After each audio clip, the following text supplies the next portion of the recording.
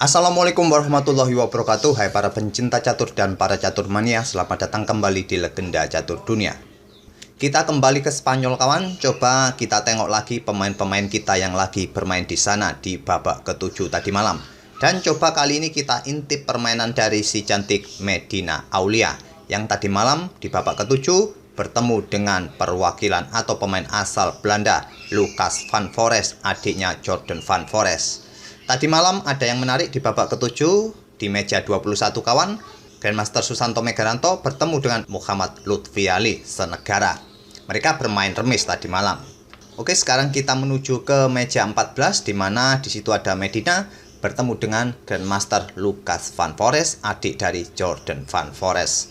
Langsung kita ke permainan. Lihat si ganteng dan si cantik bermain. Siapakah yang lebih cantik atau lebih ganteng permainannya? Di sini Lucas van Forests mengawali permainan dengan pion E4. Medina membalas dengan permainan French defense, pion E6, pion D4, pion D5, dan kuda D2. Ini adalah variasi taras kawan.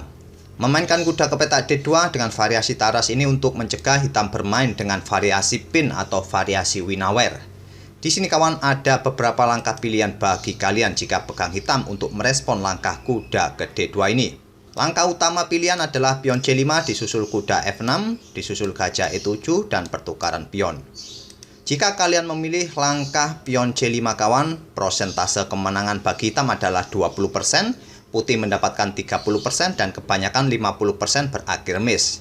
Jika kalian memilih kuda F6, ini adalah variasi tertutup, tadi pion C5 adalah variasi terbuka, maka prosentase kemenangan hitam sebesar 23%, putih mendapatkan prosentase kemenangan 42%, sedangkan 35% hasilnya remis. Di sini Medina memilih kuda F6 bermain dengan variasi taras tertutup dan pion E5, kuda mundur ke D7 dibalas dengan kuda G berkembang ke F3. Selanjutnya adalah pion C5. Ciri khas permainan French defense untuk merusak bangunan pion putih di petak pusat. Pion C3 mempertahankan posisi pion pusat, pion B6 memberikan tempat bagi gajah di petak B7 atau mungkin langsung ingin menukarkan gajah terangnya nanti. Karena jika ditempatkan di petak B7 kawan seperti yang kalian lihat, diagonal ini cukup tertutup, sulit untuk membukanya, cukup butuh waktu yang lama untuk membuka diagonal panjang ini. Jadi langkah yang logis adalah langsung bertukar gajah petak terang di langkah berikutnya yang bisa dilakukan oleh hitam. Karena potensi gajah petak terang ini akan menjadi gajah yang jelek. Di sini Lucas van Forests bermain dengan pion H4 dan gajah A6. Medina langsung mengajak bertukar gajah terang. Dan sampai langkah ke-7 ini sudah pernah ada game yang pernah memainkannya, di mana putih merespon dengan langkah pertukaran gajah pukul gajah. Tapi Lucas van Forests bermain dengan pion H5 dan ini merupakan langkah baru yang belum pernah dimainkan sebelumnya di langkah ke-8 ini. Laju pion H dibendung oleh pion H6 dan barulah sekarang Lucas van Forests bertukar gajah dipukul balik oleh kuda ke F1 dan menteri hitam C7, selanjutnya gajah F4, menteri ke B6. Mungkin mengosongkan petak bagi kudanya nanti bermanuver ke petak ini nanti juga menghindari diagonal petak gelap yang satu diagonal sudah ditempati oleh gajah gelap putih ini. Di sini Lucas van Forests melangkahkan kuda ke E3, pion B5. Di sini Lucas van Forests rokade pendek dan gajah E7. Mungkin juga persiapan melakukan rokade pendek dibalas dengan langkah pertukaran pion D pukul pion C5, mulai membuka permainan di petak pusat yang merupakan langkah kesalahan dari putih. Pada posisi ini tadi kuda ke H2 patut dipertimbangkan untuk memberikan jalan bagi menteri keluar kawan. Di sini tadi terjadi pertukaran pion D pukul pion C5, dipukul balik oleh kuda, selanjutnya kuda ke D4. Mungkin inilah maksud dari Lucas van Forests melakukan pertukaran pion untuk menyiapkan kudanya di petak pusat ini, juga memberikan jalan bagi menteri ke petak G4 memberikan serangan nanti pada pion G7. Direspon dengan langkah menteri ke B6. Apa maksud dari langkah menteri ke B6 ini kawan? Apakah hanya sebuah langkah posisional dari Medina? Pada posisi ini langkah rokade patut dipertimbangkan oleh hitam. Jika direspon oleh putih memainkan menterinya ke G4, memberikan ancaman ekstrian bagi Raja Hitam, diikuti langkah gajah pukul pion H6. Simple, Raja bisa bergeser kawan menghindari ancaman pimpinan dari menteri putih ini, dan permainan pun akan cukup seimbang kawan, dan nantinya kemungkinan permainan akan beralih ke sayap menteri karena untuk mendobrak permainan di sayap Raja ini cukup tertutup. Tapi di sini tadi Medina lebih memilih melangkahkan menteri ke B6, dibalas dengan langkah menteri G4 menyerang pion. Di sini diantisipasi dengan beteng G8. Tentu saja kawan, jika kalian mengantisipasi serangan menteri putih dengan melakukan rokade pendek, maka gajah bisa pukul pion H6 dan terjadi ancaman skakmat di langkah berikutnya. Kalian bisa membackup-nya dengan gajah, tapi gajah nanti kalian akan tewas. Tentu langkah pion didorong maju merupakan langkah yang logis. Kalian bisa pukul beteng, tapi langkah terbaik adalah pion H pukul pion G6 terlebih dahulu.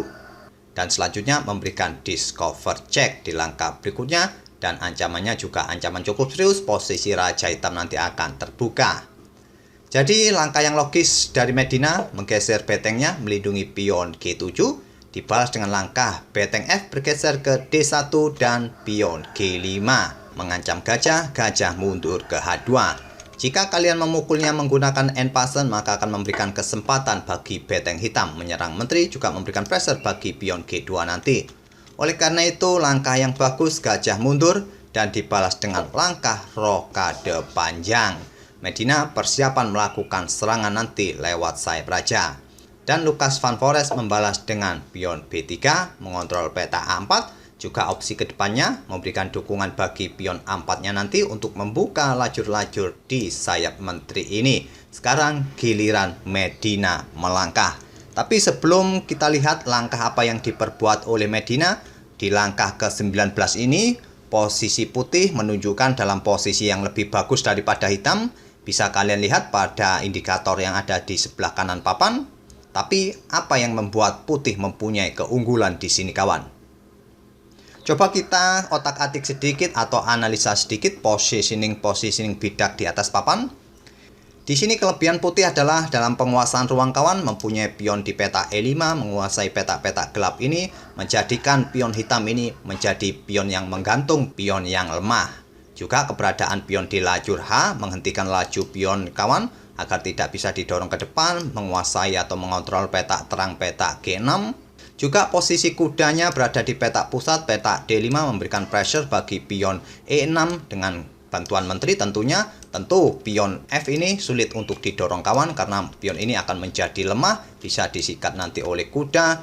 Sebelum itu mungkin dia akan memainkan pion B4 terlebih dahulu untuk mengusir kuda hitam yang menjaga pion E6 ini nanti.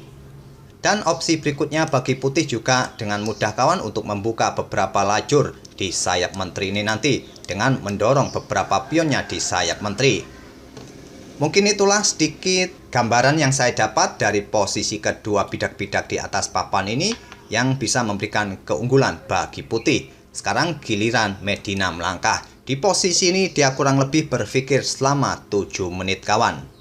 Dia membuat langkah pion F5 mencoba memukul mundur menteri putih. Dan pada posisi ini coba temukan langkah terbaik bagi putih dari Lucas Van Foreest untuk melanjutkan tekanannya pada Medina.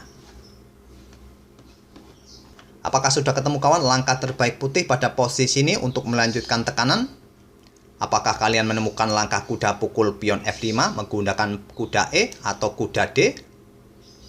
Jika kalian menemukan langkah kuda E pukul pion F5 ini atau pukul menggunakan kuda D, sama saja kawan, sama baiknya inilah yang dilakukan oleh Lucas Van Foreest, mengorbankan kudanya dengan ancaman terhadap gajah, juga pion, dan nanti juga menggarpu beteng dan melakukan skak. Tak ada pilihan terbaik untuk menerima pengorbanan kuda putih, dipukul balik oleh kuda, menyerang gajah dan memberikan ancaman garbuan, juga persiapan pukul pion yang ada di peta D5 ini. Gajah di backup oleh beteng di E8 kembali membuat langkah yang tidak akurat.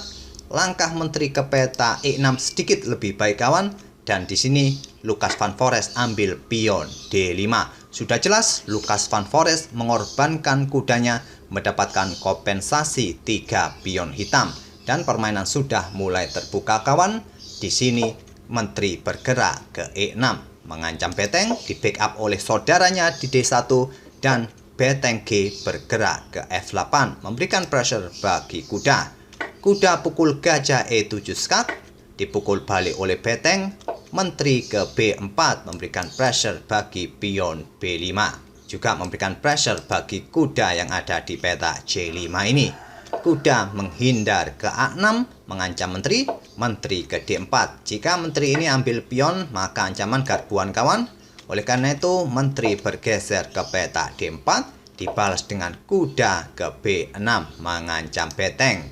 Gantian, beteng naik ke D6, mengancam menteri. Dan pada posisi ini, Medina tidak terlalu banyak berpikir kawan untuk menentukan langkahnya, hanya sekitar beberapa detik saja membuat keputusan menteri ke F5 untuk mengincar pion F2. Walaupun di sini ada menteri, tapi langkah beteng ke F6 ini membuat Medina Aulia Wardah menyerah di langkah ke-28. Ancamannya cukup serius kawan, selain mengancam menteri, juga mengancam beteng yang ada di peta F8, juga memberikan jalan bagi menteri melakukan ancaman skak di peta D8 dan mendapatkan beteng hitam nanti dengan tempo skak juga. Coba saja kita lanjutkan beteng pukul beteng, maka selanjutnya menteri akan ke D8 skak, raja ke B7, menteri pukul beteng kembali skak, ditutup oleh kuda, dan menteri pukul beteng atau pukul menggunakan pion sama saja bisa kalian lakukan. Lebih baik menggunakan pion kawan agar diagonal gelap ini terbuka untuk membantu serangan berikutnya. Pion ini juga selanjutnya bisa promosi. Atau pada posisi seperti tadi saat ada ancaman beteng putih bergerak ke peta F6 mengancam menteri serta beteng, kalian mencoba memberikan ancaman sendiri bagi menteri putih kawan, maka berikutnya inilah yang akan terjadi. Beteng putih akan pukul menteri terlebih dahulu. Tentu jika kalian pukul beteng putih ini, maka menteri putih ini nanti bisa lolos kawan ke peta G4 untuk tetap memberikan dukungan bagi betengnya dari ancaman beteng hitam.